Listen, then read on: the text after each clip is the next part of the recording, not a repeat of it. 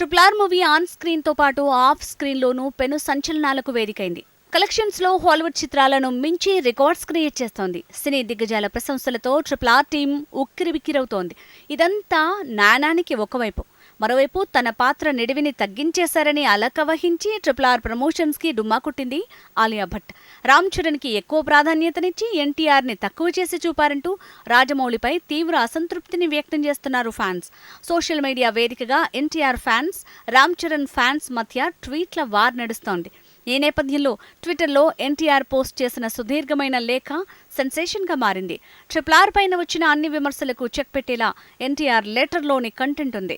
Director Rajamouli, నిర్మాత దానయ్య, అలాగే technicians అందరికీ కృతజ్ఞతలు చెప్పారు ఎన్టీఆర్. అత్యుత్తమ కథని అందించారంటూ విజయేంద్ర ప్రసాద్ని మెచ్చుకున్నారు. సంగీతాన్ని అందించిన కీరవానికి థ్యాంక్స్ చెప్పారు. RRR తన కెరీర్లో ల్యాండ్ మార్క్గా నిలుస్తుందని చెప్పుకొచ్చారు.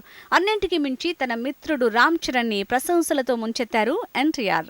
అల్లూరి సీతారామరాజు పాత్రకి రామ్ చరణ్ తప్ప ఇంకెవ్వరూ న్యాయం చేయలేరని మెచ్చుకోవటం వైరల్ అవుతోంది. చరణ్ లేకుంటే తాను RRR లో లేనని వ్యాఖ్యానించారు ఎన్టీఆర్.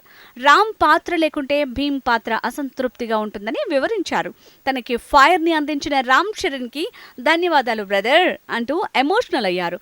అరమరికలు లేని గుడ్ ఫ్రెండ్స్ గా వాళ్ళు చిరకాలం నిలిచేలా ఈ లెటర్ సెన్సేషన్ సృష్టిస్తుందంటున్నారు విశ్లేషకులు.